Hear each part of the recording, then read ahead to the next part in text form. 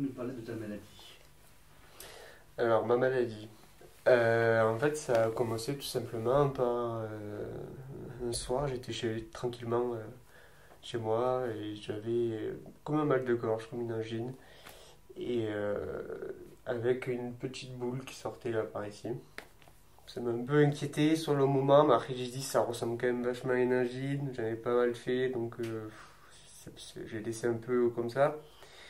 Et le lendemain, quand je me suis réveillé, ça a vite doublé de volume, en fait. C'était complètement devenu une boule bien dure, très dure. Donc c'était un ganglion. Et donc je suis allé voir mon médecin. Mon médecin m'a fait faire plusieurs examens, échographie, scanner. Et on a vu qu'avec ces examens, avec ces premiers examens, que j'avais en fait des ganglions qui descendaient de sous l'oreille et qui descendaient jusqu'au poumon, droit ou gauche, je sais plus. Et en fait, mon médecin m'a directement orienté vers un hématologue à Montpellier. C'est un onco-hémato, et qui lui m'a réorienté ensuite vers le service AJA, adolescents jeunes adultes. C'est à l'hôpital Arnaud de Villeneuve à Montpellier. Et là, on m'a carrément décrit ma maladie avec une opération pour une biopsie, en fait, récupérer un morceau du ganglion, l'envoyer en analyse. Et donc, c'était un lymphome anaplasique. C'est un cancer du sang, en gros, du système lymphatique. Et donc, je suis tombé dans un service très très bien. Un service vraiment avec des médecins et des infirmières. Tout le personnel hospitalier que j'ai eu, ils étaient vraiment tous à l'écoute, très gentils. Et je peux que les remercier. Et ils m'ont sauvé la vie. Hein. Ils m'ont sauvé la vie. C'est vraiment, pour moi, c'est mes sauveurs. Voilà. Donc, une fois que le diagnostic a été fait, tu as été opéré, c'est ça? Alors, j'ai eu plusieurs opérations. J'ai eu des opérations en fait pour poser une chambre implantable. Ça se situe ici. C'est pour piquer en fait et passer des médicaments. Après, j'ai bénéficié de chimiothérapie. La première chimiothérapie pendant 2 3 mois n'a pas tellement fonctionné, donc ça a été très long. J'ai passé plus de temps à l'hôpital que chez moi. C'était, c'était l'enfer. J'avais très mal, j'avais grossi au niveau du cou, c'était catastrophique. Et donc c'était un peu le désespoir pour moi parce que je pensais pas que c'était en fait. Je voulais toujours aller plus loin, voir plus loin et sortir de ça en me disant bon ben ça va aller, les médecins ils sont là, ils vont faire tout ce qu'il y a à faire. Ils l'ont fait d'ailleurs. Et c'était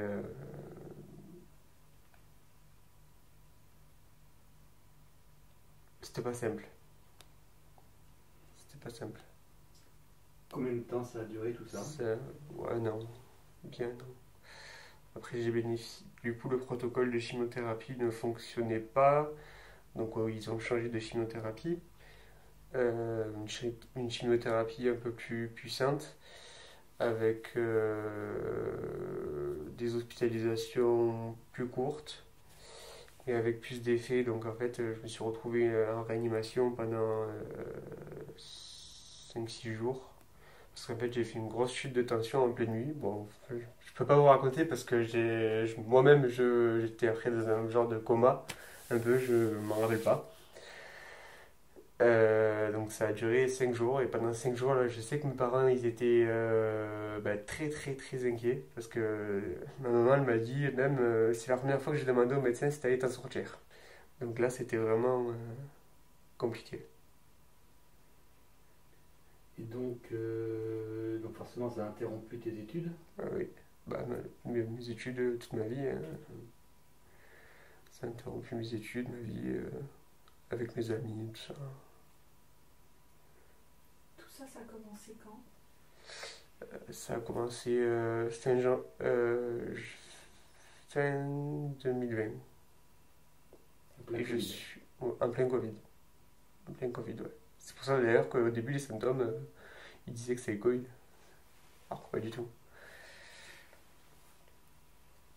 Alors justement, par rapport au Covid, les protocoles de visite étaient compliqués. Alors j'ai eu la chance d'être dans le service avec les jeunes, donc ils admettaient au moins un par an. Moi j'avais la chance de pouvoir avoir mon papa, ma maman, ma soeur et à ce moment-là ma copine qui pouvait venir me voir. Mais après c'était vraiment très fermé, c'était une visite par jour et pas plus. Tandis que si j'avais été dans un service adulte, il n'y aurait pas eu de visite. Donc je pense que ça aussi ça m'a beaucoup aidé d'être avec ma famille. C'est parce qu'il y a des journées c'était très très très long. Et à quoi on pense pendant ces journées longues? Quoi on pense? Il y a à tout, à n'importe quoi, est-ce que je vais guérir, est-ce que je vais pas guérir, est-ce que ça va passer, pourquoi j'ai mal, pourquoi j'ai pas mal. C'est plein de questions qui nous passent par la tête qu'on doit aussi poser aux médecins parce qu'ils sont là pour ça. Et voilà, c'est des journées longues. Bon, après, j'étais pas mal occupé par la télé, mon téléphone. Heureusement qu'il y avait ça. Mais bon, voilà. Tu as appris quand et comment que tu étais guéri? Bah, c'est en passant plusieurs examens parce qu'il y avait des examens de contrôle tous les mois, je crois. Et je passais un TEP scan, ça s'appelle. Donc il fallait que je prenne l'ambulance depuis l'hôpital, que j'aille à l'autre hôpital, d'aller dans un service de médecine nucléaire. Donc là, rien que le mot déjà, quand on rentre, ça fait un peu peur. Après, il y a pas de problème avec ça. Mais en fait, ils nous injectent un produit et qui va faire ressortir en fait toutes les cellules cancéreuses qu'on a sur le corps. Et au fur et à mesure des chimios, en fait, elle s'est éliminée, elle s'est éliminée, elle s'est éliminée. Puis jusqu'au dernier TEP scan que j'ai fait, qu'on voyait qu'il n'y avait plus rien. Donc par contre, là, ils m'ont proposé une allogreffe, une greffe de moelle osseuse. Donc en fait, j'ai dû faire de la radiothérapie pendant 3 jours, 2 fois par jour, une radiation complète du corps. Ensuite, j'ai fait. Je suis rentré en chambre stérile pendant 6 semaines, où j'ai reçu ma greffe le 15 juillet. Et là, c'était la période, je crois, la plus longue. Je suis resté à l'hôpital et la plus dure, parce que j'avais très très très très mal. J'avais beaucoup de douleurs. Ils m'ont même mis de la kétamine une fois et je leur ai dit non, parce que ça me faisait trop d'effets indésirables. Je voyais des trucs bizarres. C'était vraiment pas pour moi. Donc c'était vraiment. Ouais, j'ai passé vraiment 6 semaines compliquées. Compliquées, ouais. Et donc la date, t'as une date officielle de fin qui te dit monsieur, vous êtes guéri, au revoir?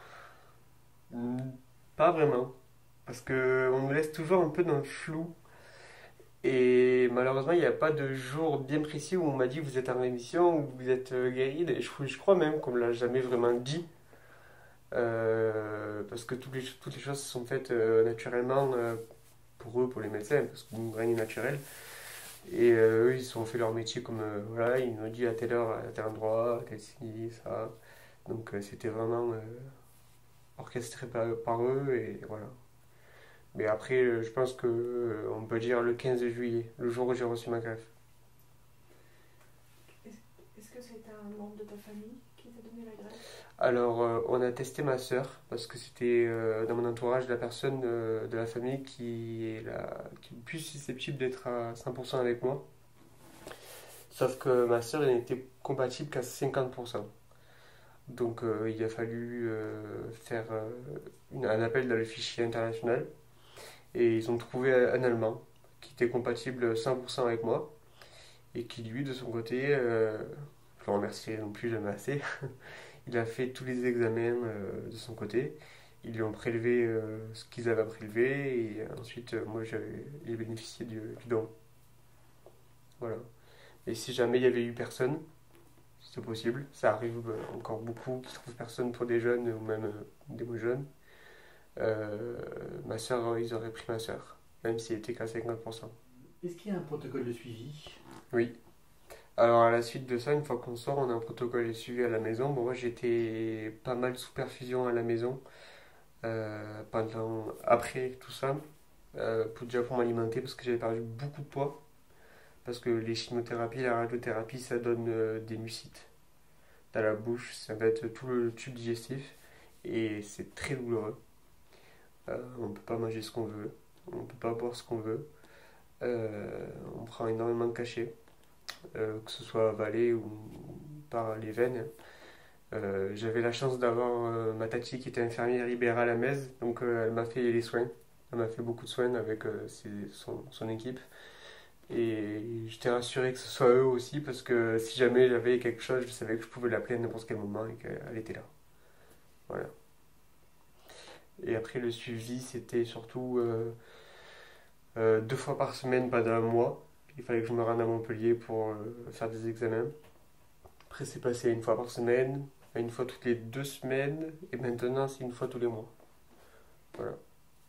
Et pour le futur, qu'est-ce qui se prépare? Pour le futur, c'est. Pour l'instant, je crois que ce sera tous les 3 mois après. Bien sûr, s'il y a besoin de se voir avant, on se reverra avant. Mais c'est tous les 3 mois, et puis après tous les 6 mois et tous les ans. Voilà. Après, c'est vraiment quelque chose que je vais rester attaché parce que faut contrôler. C'est rien, c'est juste une demi-journée à l'hôpital et voilà quoi. Parce que l'air de rien, tous les jours on y pense. Même si c'est derrière nous, mais tous les jours on y pense parce que tous les jours, ben, je dois prendre des cachets, des médicaments. Donc, ben, je les prends par habitude, mais je sais pourquoi je les prends. Parce qu'il y a eu quelque chose avant. Voilà. Puis, je pense que, sans abuser, il doit peut-être pas y avoir 1 heure qu'il n'y a pas un seul moment où, des fois, je me dis pas, ah, mais t'as quand même eu un cancer, quoi.